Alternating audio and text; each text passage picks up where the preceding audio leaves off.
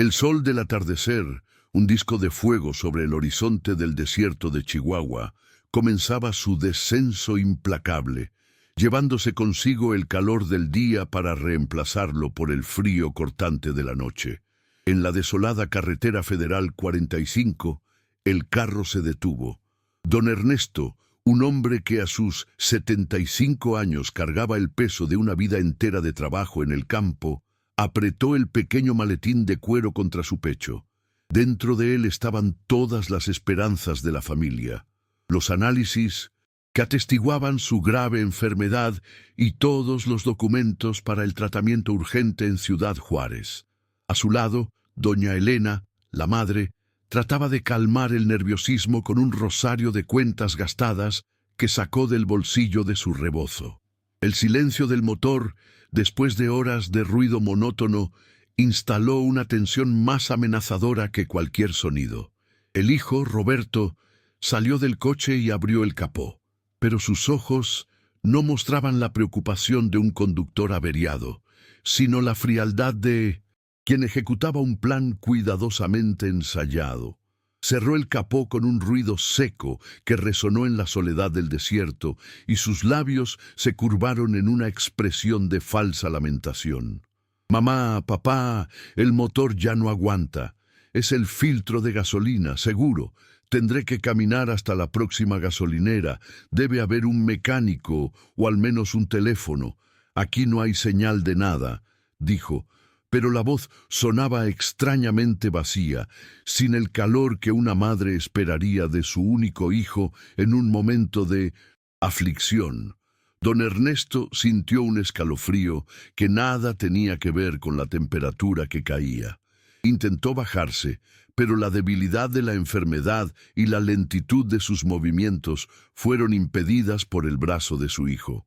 «No, papá, usted quédese. Tiene que descansar por el tratamiento. La jefecita se queda con usted. No tardo. 2 horas, a lo mucho». Roberto ni siquiera esperó la respuesta.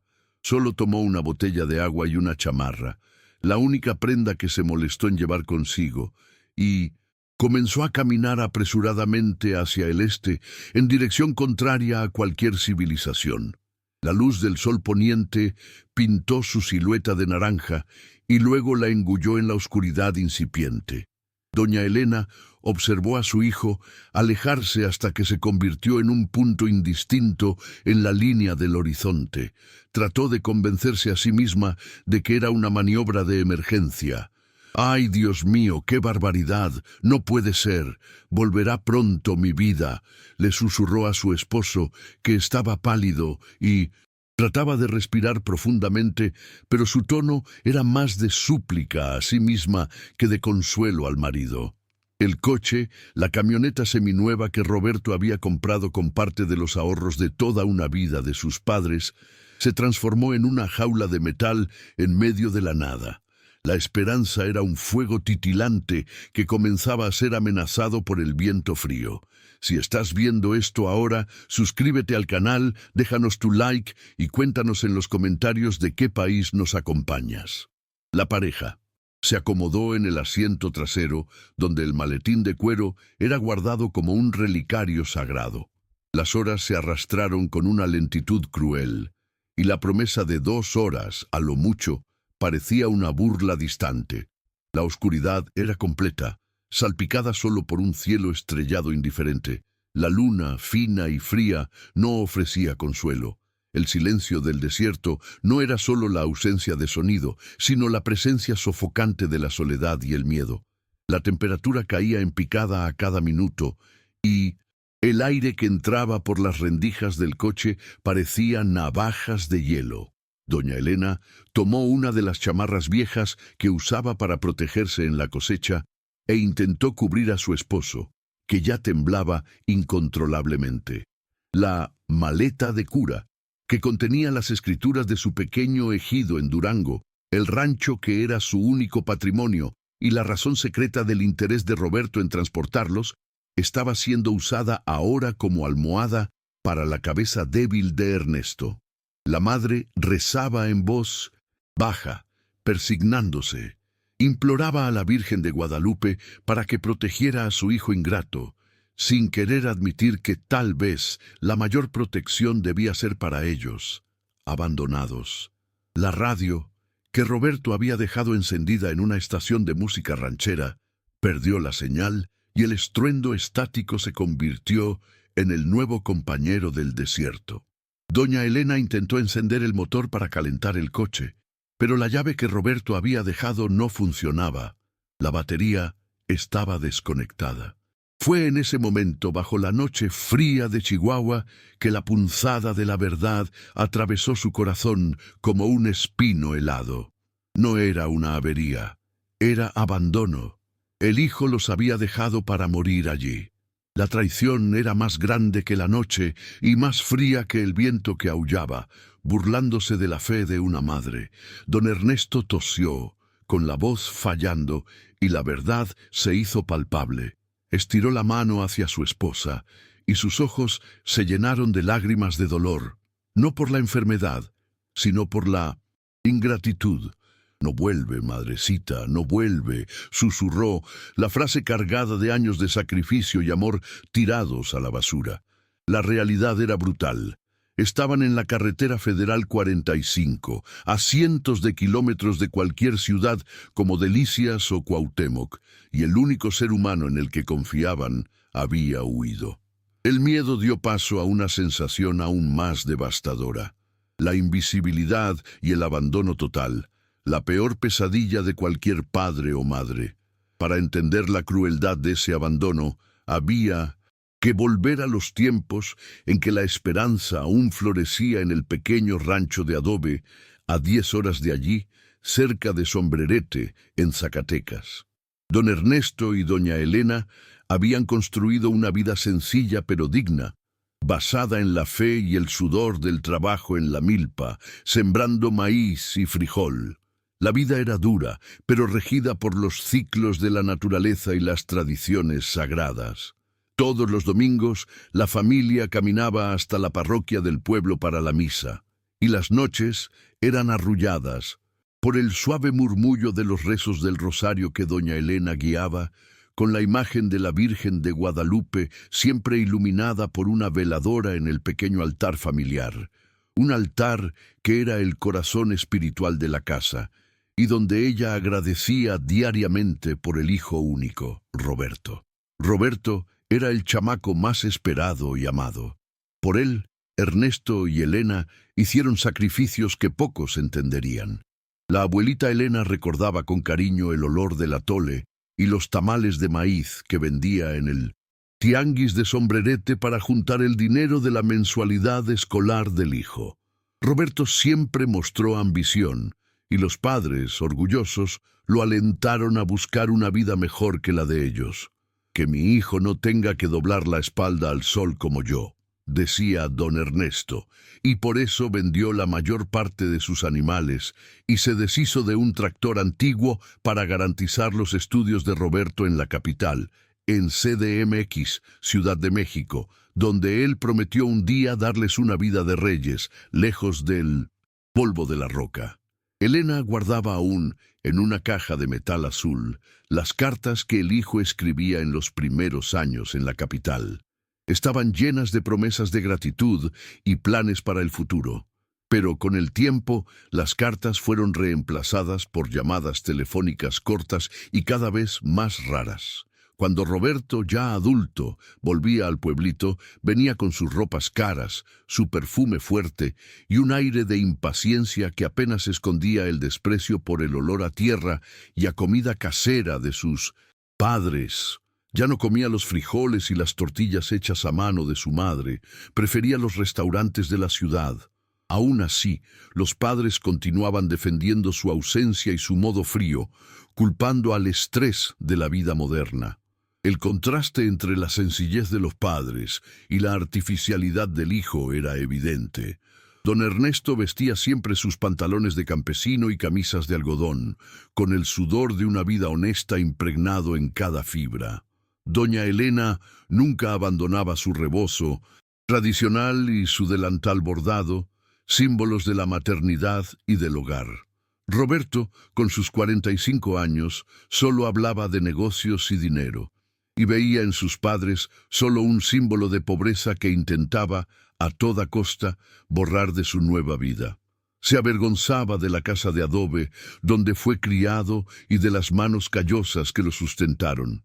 La vida de los padres, después de que Roberto se mudó, se dedicó a un único propósito: ahorrar para la vejez, pues sabían que la capital se tragaba el dinero del hijo más rápido de lo que él podía ganar. Continuaron trabajando en la pequeña parte de tierra que les quedaba, cuidando la milpa con el mismo cariño que cuidaban su altar. El mayor tesoro, sin embargo, eran las escrituras originales de la propiedad, la única herencia que tenían y que don Ernesto guardaba en aquella maleta de cura, junto a los documentos médicos. Era un terreno modesto, pero era de ellos, un bien al que el hijo, con su codicia, le había echado el ojo. La enfermedad de don Ernesto fue el catalizador. Cuando llegó el diagnóstico de cáncer, la desesperación se instaló, pero también una nueva ola de fe en Roberto. El hijo, de forma sorprendente, se ofreció a llevarlos a Ciudad Juárez para el tratamiento especializado, un viaje que los padres no podían costear solos en autobús. «Es mi deber, jefecitos», dijo Roberto, y el corazón de doña Elena se llenó de una alegría ingenua. Ella vio allí la materialización de la ley del retorno. El hijo estaba finalmente honrando su sacrificio. Poco sabía ella que esa bondad venía con un precio. En realidad, Roberto estaba hundido en deudas de juego y tenía un plan cruel. Había descubierto que el pequeño rancho de sus padres, que estaba en las afueras del pueblo, se encontraba en la ruta de una nueva expansión inmobiliaria y valía mucho más de lo que imaginaban. Solo necesitaba las escrituras originales. El viaje a Juárez era solo un pretexto para apoderarse de la maleta de cura y, con la excusa de la enfermedad del padre, forzar la venta del terreno. El abandono en la carretera federal 45 no era un error, sino el punto final de su plan perverso: deshacerse de sus padres para no tener que compartir las ganancias. El recuerdo de esos sacrificios, ahora, en la oscuridad fría del desierto de Chihuahua, aumentaba el dolor de doña Elena. Abrazó a su esposo, que tosía y temblaba, y sus lágrimas caían sobre la espalda de Ernesto. No lloraba solo por el frío o por el miedo, sino por el dolor de constatar que todo su amor había sido desperdiciado. «No puede ser, mi hijo», murmuraba, mirando hacia la oscuridad donde Roberto había desaparecido.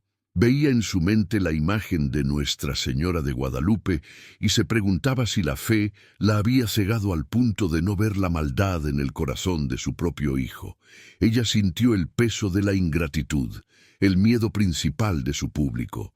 Aquel abandono no era solo físico, sino un rechazo de todos los valores que ella y Ernesto habían plantado. La familia era sagrada, y el respeto a los ancianos era la ley mayor. Al deshonrar a sus padres, Roberto deshonraba a Dios. El maletín, apretado contra el pecho del marido, ya no era solo un receptáculo de documentos, sino el símbolo de una herencia moral robada. Lo que habían sacrificado no era solo dinero, sino la propia alma.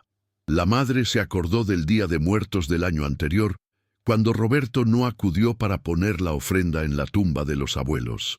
Alegó mucho trabajo, pero en realidad estaba de fiesta.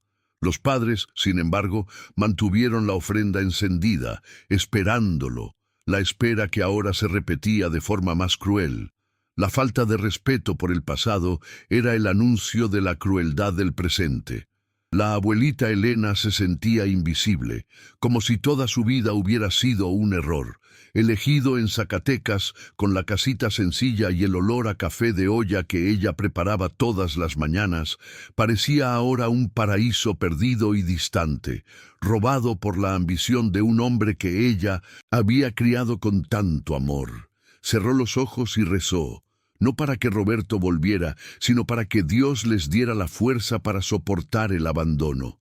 En ese momento, en el silencio del desierto, la única comunidad que les quedaba era la de su sufrimiento y la presencia silenciosa del esposo débil, pero digno.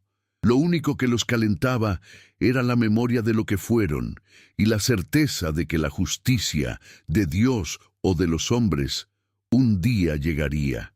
El tiempo avanzaba sin piedad, trayendo la noche más fría que jamás habían enfrentado. A cada hora que pasaba, la negación de doña Elena se desmoronaba. El hijo los había traicionado. El dolor del cuerpo, causado por el frío que se metía por los huesos, era mínimo comparado con el dolor del alma, desgarrada por la ingratitud. Ella se concentraba en el sonido de la respiración débil de Ernesto.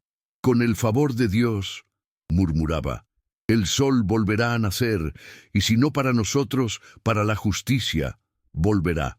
La fe era la última vela encendida en aquella inmensa oscuridad. El momento exacto del abandono fue un golpe que rasgó el alma de los viejos. Después de que Roberto se alejó, alegando ir a buscar auxilio, doña Elena insistió durante largos minutos en que su esposo recostara la cabeza en el respaldo del asiento, mientras ella sostenía la maleta de cura en su regazo, calentándola como si fuera el propio corazón de Ernesto. Creía firmemente en la versión de la avería, pues el pensamiento de la traición era insoportable. Válgame el cielo. Roberto es un buen hijo, solo está demorado. Debe haber tomado un camión que está tardando en llegar a la gasolinera, decía, repitiendo las frases en un mantra vacío, tratando de combatir la creciente ansiedad que le apretaba el pecho, una sensación que era más instintiva que racional. El sol ya se había puesto completamente y la vastedad del desierto de Chihuahua se convirtió en un océano de oscuridad total, donde el único faro eran los ojos llorosos de don Ernesto, observando la nada. Una hora pasó y luego otra. A cada coche que pasaba en la carretera, la esperanza se encendía como un relámpago, solo para morir al segundo siguiente cuando el vehículo no se detenía. El frío se intensificaba, y doña Elena notó cuán profundo era el silencio, un silencio que parecía burlarse de su fe inquebrantable en el hijo. Fue entonces cuando intentó, una vez más, encender el coche, girando la llave en el encendido, pero el motor permaneció mudo, revelando la farsa de la avería. «No tiene batería, mi vida. Desconectó la batería», susurró Ernesto, su voz ronca y baja, pero cargada de verdad. El cuerpo frágil de Ernesto comenzó a temblar incontrolablemente, y ya no podía disimular el temblor de sus manos, que se hacía visible a la tenue luz interior del coche. La madre, aterrorizada, abrazó a su esposo, y fue en ese abrazo que la negación dio paso al dolor más profundo. Roberto no se había demorado. Los había abandonado intencionalmente, dejándolos indefensos y paralizados en medio de la oscuridad y el frío de la carretera, una maldad que ella nunca imaginó posible. El shock fue tan intenso que doña Elena sintió que el aire se le iba de los pulmones. Se quitó la maleta de cura del regazo y la puso a un lado, pues aquel objeto, que cargaba la esperanza de vida del marido, se había convertido en el peso de su humillación. Se levantó en el asiento trasero y comenzó a llorar con un sonido ahogado, un llanto de madre traicionada, que sentía no solo el abandono físico, sino la ruptura de la ley sagrada de la gratitud. Miró el rosario en sus manos y cuestionó por primera vez en la vida ¿por qué la Virgen de Guadalupe no le había advertido sobre la maldad en el corazón de su propio hijo, a quien ella había dedicado la vida? 4 largas horas pasaron, y el frío del desierto se hizo insoportable, transformando el interior del coche en una cámara frigorífica. Ernesto estaba cada vez más débil, y su respiración superficial era un sonido de alarma constante en los oídos de Elena. La madre, movida por una súbita explosión de desesperación, tomó la maleta de cura, que era sorprendentemente pesada, y decidió que ya no podía esperar la muerte. Necesitaba actuar. Recordó una historia antigua de su abuela sobre la fe que mueve montañas, y esa historia le dio la fuerza para abrir la puerta del coche y enfrentar la noche. El viento helado la golpeó con la fuerza de una bofetada. La madre pensó: por el amor de Dios, tenemos que salir de aquí. Ayudó a su esposo, con extrema dificultad, a salir del coche. Don Ernesto apenas podía mantenerse en pie, pero la visión de su esposa luchando contra el frío y el miedo le dio una fuerza momentánea. Se apoyó en ella y juntos, dos viejos frágiles contra la vastedad cruel del desierto de Chihuahua, comenzaron a caminar lentamente en la dirección opuesta a la que Roberto había seguido, con la esperanza de encontrar una hacienda o una casa de campesinos en algún desvío de la carretera. La maleta de cura que cargaba las escrituras de la tierra parecía pesar una tonelada en las manos temblorosas de Elena. El objeto que Roberto codiciaba era, irónicamente, lo que les estaba dando la fuerza para luchar, el recuerdo de que tenían algo valioso que proteger, no solo para sí, sino como un símbolo de la herencia moral de la familia. A cada paso rezaba el Ave María en silencio, sintiendo el peso del marido apoyado en su hombro, la única conexión humana que le quedaba. La visión de la carretera vacía era desesperante. Las luces tenues de los raros camiones que pasaban iluminaban el asfalto por breves instantes y luego los engullían nuevamente en la oscuridad. Elena pensó en los tamales calientitos que había empacado para el viaje, ahora tirados por el hambre fría del desierto. La vida sencilla del pueblito parecía un sueño dorado y distante, y la realidad del abandono era una bofetada amarga. Llevaban caminando quizás 30 minutos, cuando Ernesto, vencido por la debilidad y la enfermedad, simplemente se desplomó. La madre se arrodilló a su lado, quitándose el rebozo de la cabeza para cubrir el rostro del marido, que estaba pálido como la luna. La desesperación era total. Miró al cielo estrellado y gritó, un grito silencioso que el viento llevó lejos, implorando la intervención divina. Se sintió una hormiga, minúscula e insignificante, ante la traición y la naturaleza. Fue entonces cuando, entre el llanto y el temblor, vio algo. A pocos metros de donde estaban, había una señalización de hierro, oxidada, con el símbolo de una pequeña cruz indicando el desvío hacia una carretera secundaria, el Camino de la Promesa. El Camino de la Promesa era una pista estrecha y de tierra, usada por campesinos locales. La madre, con la fe renovada por aquella señal inesperada, la cruz en el desierto, usó sus últimas fuerzas para arrastrar a su marido fuera de la carretera 45, hacia la relativa seguridad de aquel camino de terracería. Pensó que, si no era una señal de Dios, era al menos una oportunidad de esconderse del frío más cortante del asfalto. Lo recostó en la tierra seca, acunando su cabeza en la maleta de cura, y se sentó, abrazándolo, su cuerpo como un escudo contra el frío intenso de la noche. Doña Elena miró a un lado y vio el brillo tenue de algo metálico que el hijo había dejado caer en el coche. Era el celular corporativo de Roberto.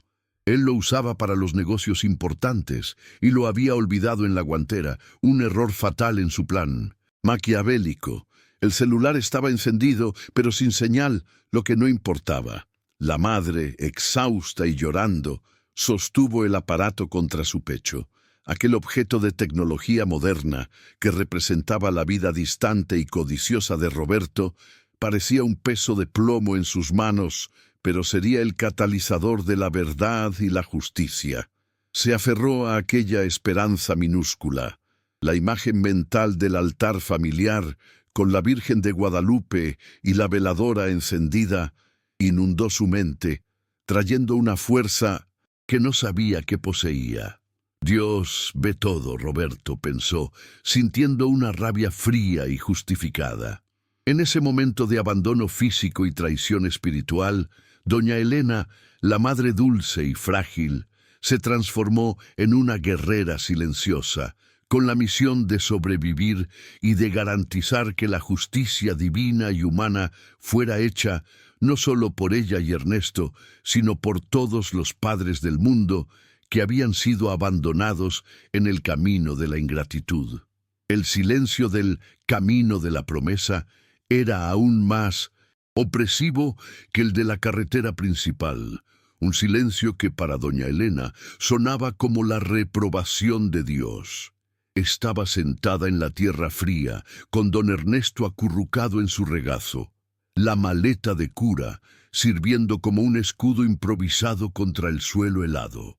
A cada respiración difícil del marido, el pánico aumentaba. El desierto, ahora, ya no era solo un lugar, era un reflejo de su alma, vasto, frío y desolador. Sentía el peso del abandono en sus huesos, un dolor más agudo que la pérdida de cualquier bien material. La madre miraba fijamente el celular corporativo de Roberto en sus manos, el aparato que era el único eslabón con la vida que la había rechazado. Intentó nuevamente encenderlo, con la esperanza de que pudiera tener un rastro de señal, pero la pantalla permaneció oscura. La impotencia era abrumadora. Sus ojos vagaban por la oscuridad, y ella imaginaba a su hijo, a esa hora, cómodamente instalado en un coche caliente, riéndose de su ingenuidad, y esa imagen le quemaba el alma con una furia justificada. El dinero que ella había ahorrado vendiendo sus tamales y pan dulce en el tianguis de Sombrerete había financiado la vida de lujo y la codicia que ahora los abandonaban a su suerte. El frío del desierto de Chihuahua por la noche no perdona. Es un frío que se mete en la médula, paralizando la esperanza. Elena intentó frotar las manos y los pies de Ernesto, susurrando canciones de cuna antiguas que le cantaba cuando era niño. La memoria del calor, del hogar, de la cocina llena del olor a mole y tortillas frescas, era un contraste cruel con la realidad actual. Se dio cuenta de que la peor consecuencia de aquel abandono no era la amenaza a la vida, sino la destrucción de la fe. La fe incondicional que un padre y una madre depositan en el amor y la gratitud del hijo. Ernesto, en un ataque de tos dolorosa, abrió los ojos y miró a su esposa. «No llores, madrecita. Si la vida nos quitó al hijo, no nos quitará nuestra honra», susurró, la voz casi inaudible. La dignidad del viejo, incluso al borde de la muerte por hipotermia, era el último bastión de resistencia contra la crueldad. Esta frase le dio a doña Elena la fuerza que necesitaba. Dejó de llorar y se secó las lágrimas con el rebozo. A partir de ese momento, su dolor se transformó en determinación. La venganza, sabía, no era suya, pero ella sería la guardiana de la justicia. Las horas siguientes se arrastraron, marcadas solo por el paso lento de las constelaciones en el cielo nocturno. La madre rezó el rosario completo, repitiendo las palabras con una convicción fervorosa. La fe religiosa, que era uno de los valores sagrados de su público, era su único consuelo. Rezaba a la Virgen de Guadalupe no para que salvara a Roberto, sino para que juzgara su alma. Imploraba la intervención de San Miguel Arcángel, el guerrero que lucha contra el mal, para que les enviara un ángel protector. Sabía que estaban solos, pero tenía la certeza de que no estaban invisibles a los ojos de Dios. El coche abandonado de Roberto, a unos pocos cientos de metros en la carretera principal, parecía una tumba de metal, un monumento a la traición. Dentro de él, la radio continuaba muda, y el asiento del conductor estaba frío y vacío. Aquel coche, pagado con el sacrificio de los padres, se había convertido en el instrumento de su muerte. Elena miró la maleta de cura, que Ernesto usaba como almohada. La maleta contenía los documentos médicos y las escrituras de la única herencia que tenían. Sabía que Roberto volvería para robarlos si no estaban muertos. Esa certeza le dio un propósito. La maleta no caería en manos del hijo ingrato. Si esta historia está tocando tu corazón, no olvides suscribirte y activar la campanita para no perderte ninguna historia. El frío ya estaba en su punto máximo y la pareja temblaba violentamente. 6 horas habían pasado desde el abandono. El viento aullaba y el cuerpo de Ernesto estaba casi inconsciente. Doña Elena sintió el sabor amargo de la desesperación. Sabía que, si nada sucedía pronto, no verían el amanecer. Sostuvo la mano fría del marido y la besó, sintiendo la textura de la piel callosa, recordándose todo el trabajo que aquellas manos habían hecho. Pensó: no permitiré que el sacrificio de una vida entera termine así, en la soledad y el abandono. En ese momento de vulnerabilidad extrema, la madre escuchó un sonido que la hizo contener la respiración. El ruido de un motor de patrulla en la carretera Federal 45. El sonido se acercaba, lento y cauteloso, un sonido que en la oscuridad parecía la propia voz de la esperanza. Era un coche de la Policía Federal Mexicana haciendo su ronda nocturna. Elena, con la maleta de cura y el celular de Roberto apretados en el pecho, tomó una pequeña linterna que había en su bolso y comenzó a destellar la luz hacia la carretera. Una señal débil, pero desesperada. El coche patrulla, un Ford Crown Victoria con las luces de LED azules y rojas girando, se detuvo. De él bajó un joven policía, el oficial Miguel Ramos, de unos 30 y tantos años, el rostro serio y la mirada atenta. Estaba haciendo la ronda y notó el brillo débil e inusual proveniente del desvío del camino de la promesa. El policía se acercó y la visión de la pareja envuelta en trapos viejos y temblando de frío lo golpeó con la fuerza de un puñetazo. Don Ernesto estaba casi en estado de shock. El policía, un hombre de fe y de un fuerte sentido del deber, vio allí no solo un rescate, sino una injusticia moral flagrante. Doña Elena, tratando de mantener la calma, explicó la historia de la avería y del hijo que había ido a buscar auxilio, repitiendo la mentira de Roberto como un último acto de protección a la imagen del hijo. Pero el oficial Ramos, con la experiencia de quien lidia con los dramas de la carretera, notó la contradicción. Un coche nuevo abandonado en un tramo peligroso y la pareja esperando durante 6 horas sin comida ni agua. Vio el miedo en los ojos de la madre y la fragilidad del padre, y su indignación como hombre y como hijo de un pueblo lo impulsó a actuar. El policía rápidamente llamó a refuerzos y a una ambulancia para don Ernesto, sabiendo que la prioridad era la vida. Cubrió a la pareja con su propio abrigo y les ofreció agua.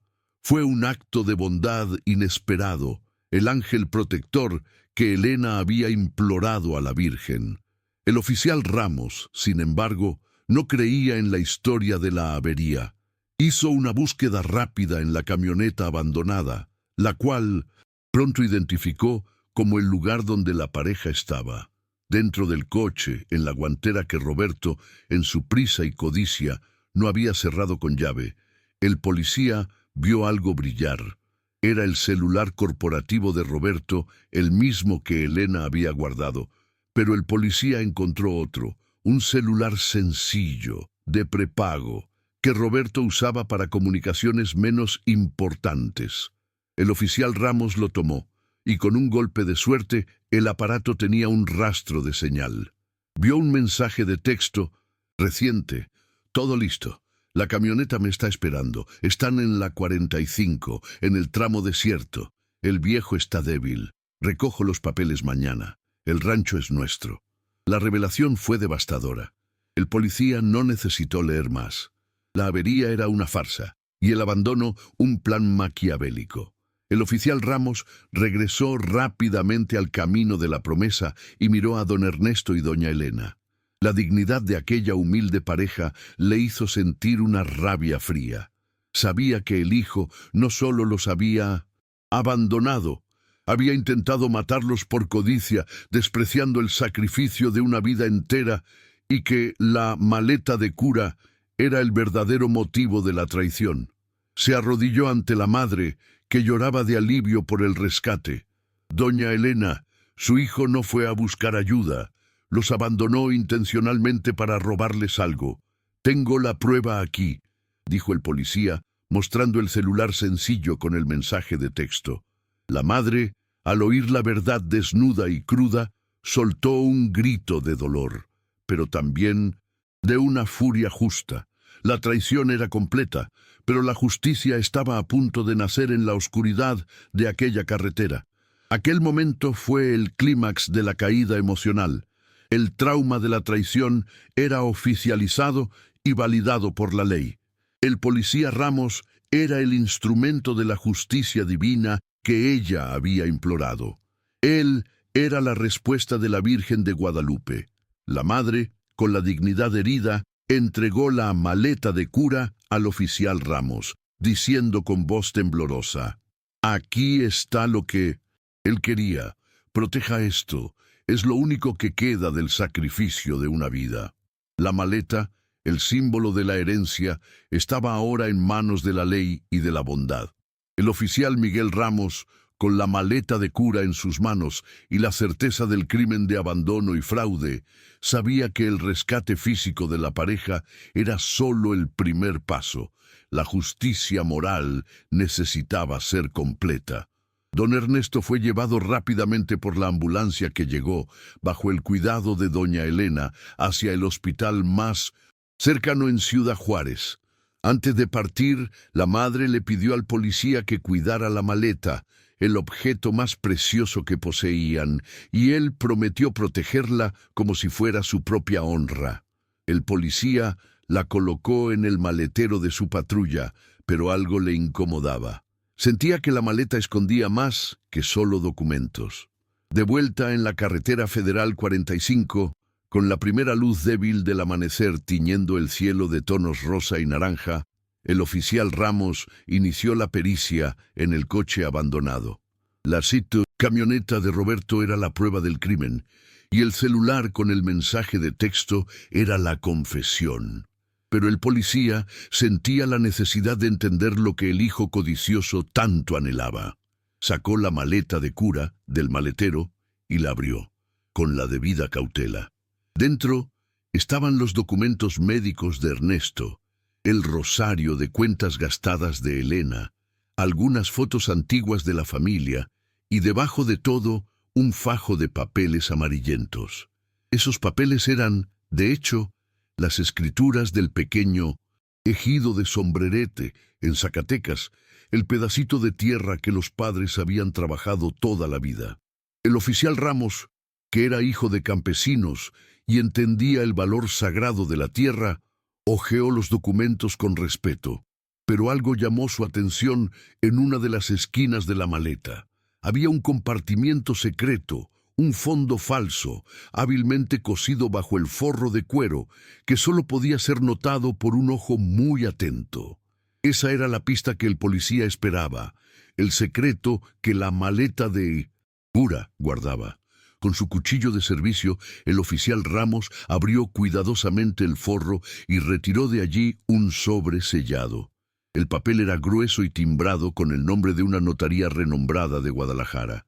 Dentro del sobre había un testamento. El policía, autorizado por la urgencia del caso a examinar el documento, leyó el contenido con los ojos desorbitados y fue allí donde se preparó el giro de la trama. El testamento, firmado 2 años antes, no era solo un testamento, era la prueba de la dignidad y la inteligencia de don Ernesto. El documento revelaba que el ejido de Zacatecas, la tierra que Roberto codiciaba, había sido vendido discretamente por don Ernesto a una gran empresa agrícola 2 años antes. El valor de la venta, depositado en una cuenta bancaria en Suiza, era suficiente para sostener a la familia por generaciones. Lo más chocante era la cláusula final. En caso de que la muerte del padre fuera provocada por negligencia o abandono de Roberto, toda la fortuna sería destinada a una institución de caridad para ancianos en Ciudad Juárez, y la pequeña casa y el resto de las tierras serían heredadas por Ofelia, la vecina bondadosa que siempre cuidó a los padres. El oficial Ramos sintió una oleada de satisfacción moral. Don Ernesto, el viejo campesino que el hijo consideraba ingenuo y pobre, había planeado todo, anticipando la codicia de Roberto. La maleta de cura no guardaba la llave para la riqueza del hijo, sino la llave para su castigo y la prueba de que la justicia divina opera a través de la sabiduría de los humildes. El policía sintió que aquel testamento era la manifestación de la ley del retorno, escrita a mano por el propio padre. El villano había tramado la muerte para robar algo que ya no existía, y su propia codicia lo había llevado a abandonar la única cosa que podría mínimamente salvarlo: la vida de sus padres. El policía rápidamente digitalizó las copias del testamento y del mensaje de texto de Roberto, enviando todo a la comandancia de Ciudad Juárez. Sabía que necesitaba actuar rápido antes de que Roberto intentara deshacerse de cualquier prueba o huir del país. La maleta de cura, ahora, era el símbolo de la victoria moral de la pareja.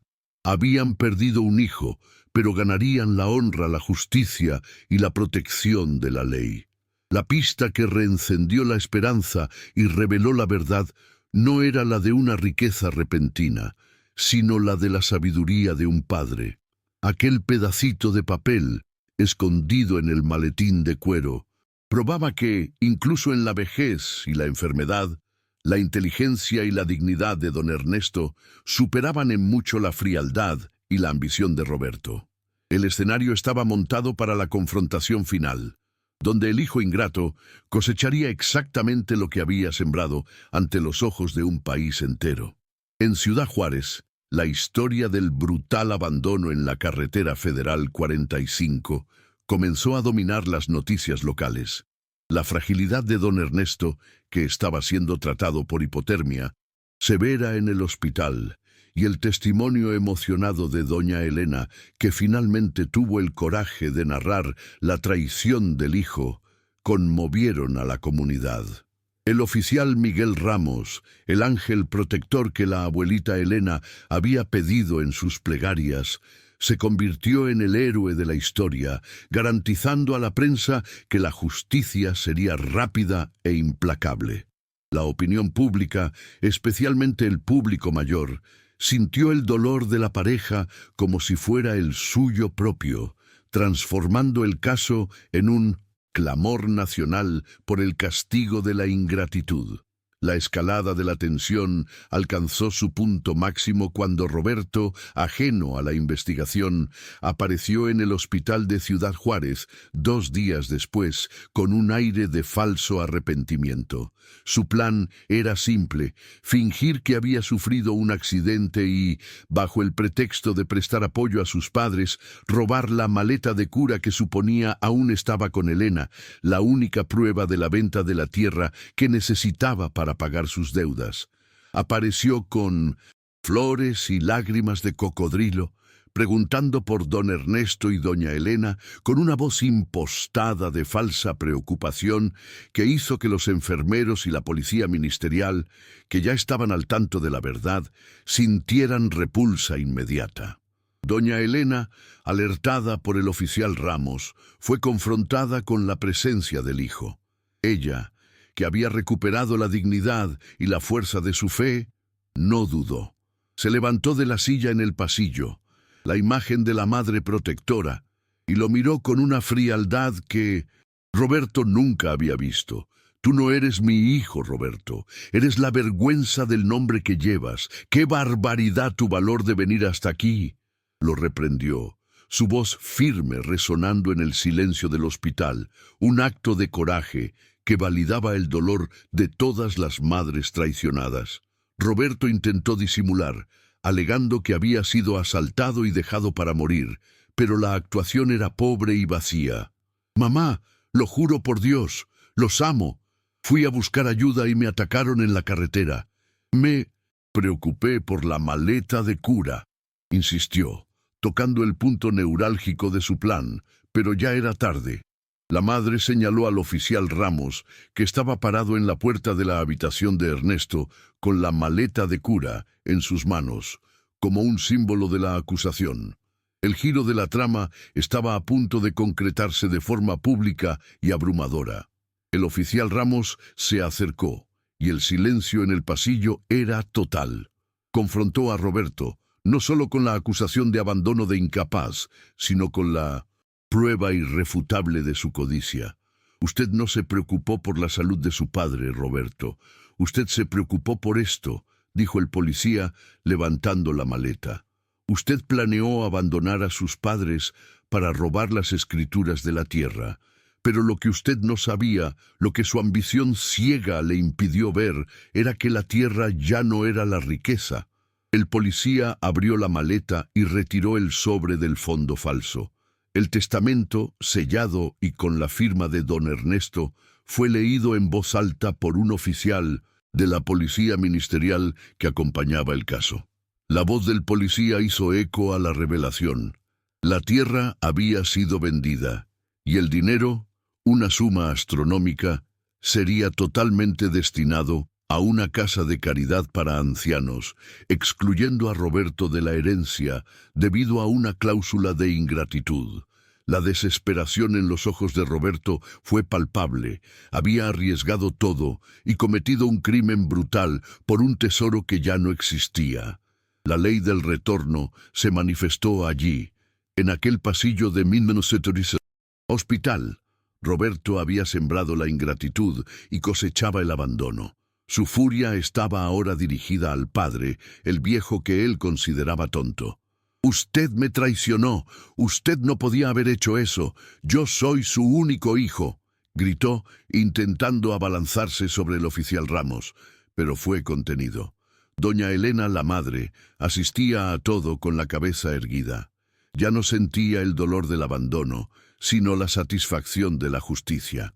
El policía Ramos, en un acto de claridad moral que el público adoraría, tomó entonces el celular sencillo de Roberto, el que tenía el mensaje del abandono, y lo exhibió para la madre y para el hijo. Esta es su traición, el audio, la prueba, su codicia. Roberto, usted no solo abandonó a sus padres, sino que planeó la muerte de su padre para conseguir un dinero que usted nunca tendría. El hijo se derrumbó, el plan desenmascarado y la verdad expuesta. Era un criminal, y su ambición había destruido su propia vida. La escena era la catarsis necesaria para el público. El dolor de la injusticia se transformaba en alivio. Don Ernesto, que estaba despierto y observando todo por la rendija de la puerta, lloró, no por la pérdida de la herencia, sino por la honra restaurada. Su sacrificio había sido validado y su sabiduría reconocida.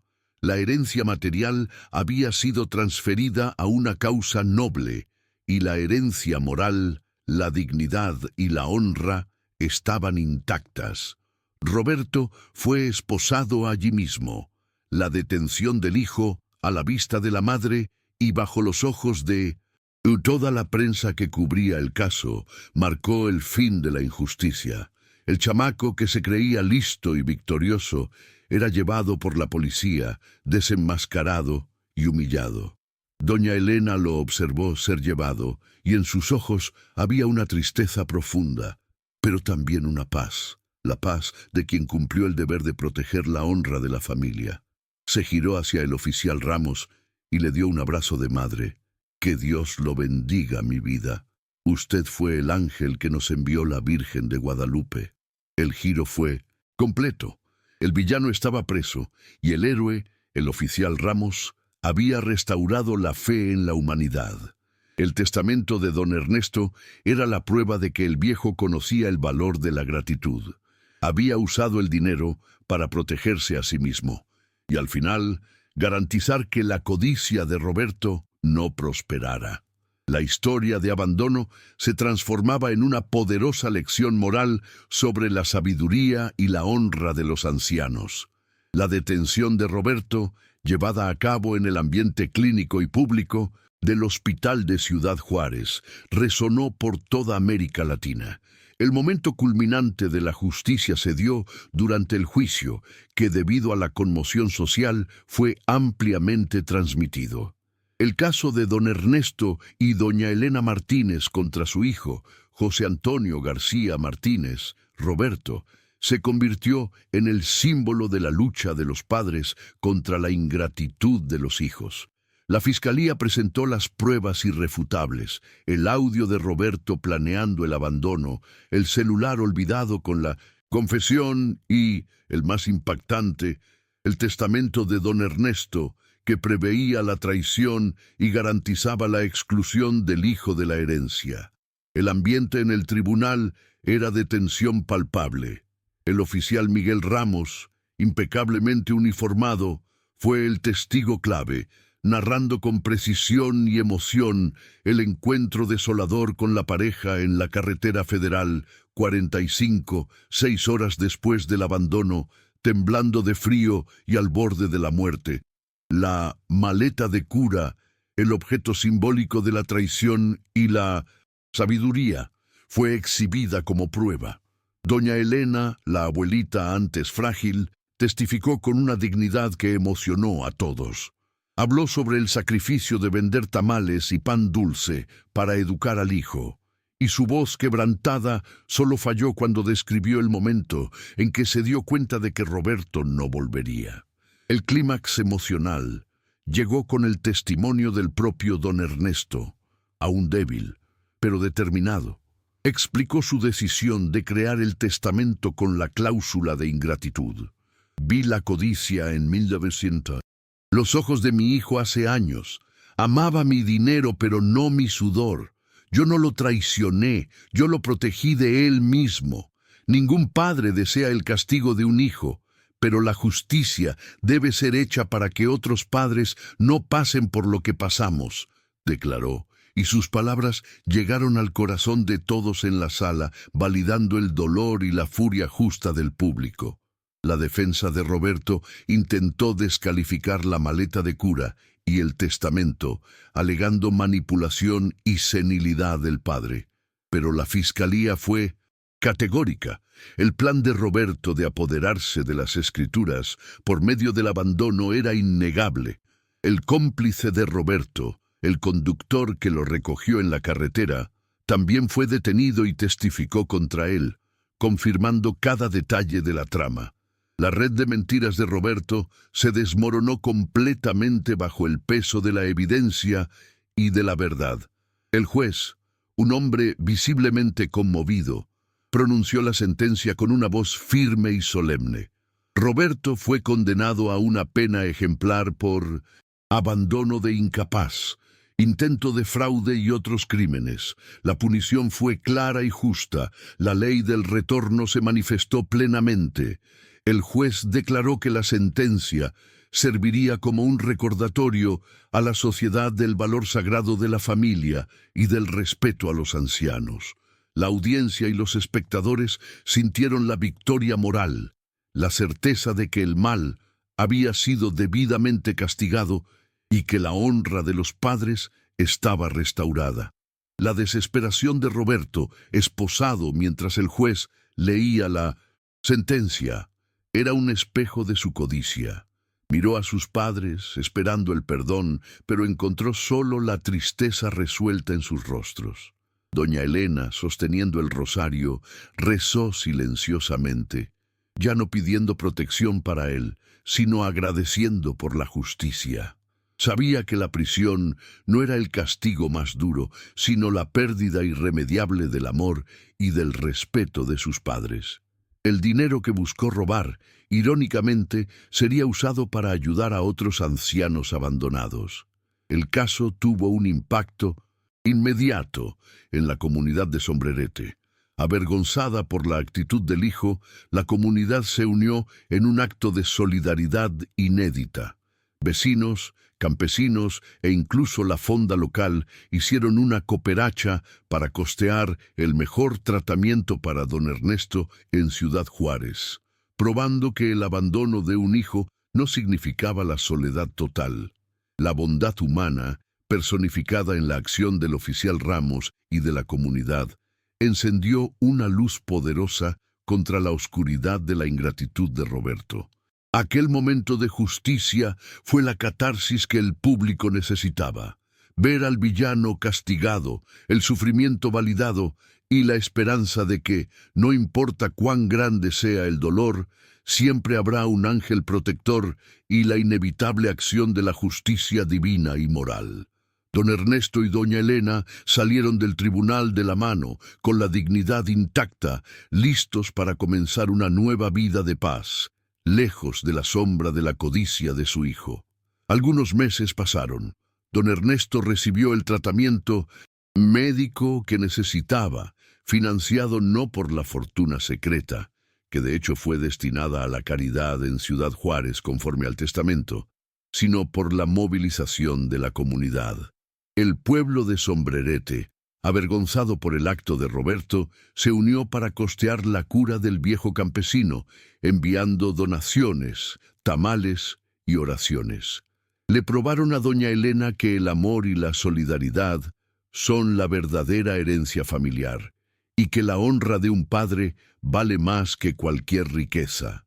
La pareja regresó a su pequeña casa en Zacatecas, que don Ernesto había garantizado que se quedara con Ofelia, la vecina bondadosa, pero que la vecina, con el corazón lleno de gratitud, compartió con la pareja. La vida de la pareja, aunque marcada por la cicatriz de la traición, encontró una paz profunda. Roberto fue condenado por abandono de incapaz y fraude, cumpliendo su pena con el peso de la humillación pública. El dinero de la venta de la tierra, destinado a la caridad, fundó un nuevo hogar de ancianos en Juárez que llevó el nombre de la familia, Hogar Guadalupe y Ernesto, un monumento a la dignidad de la pareja.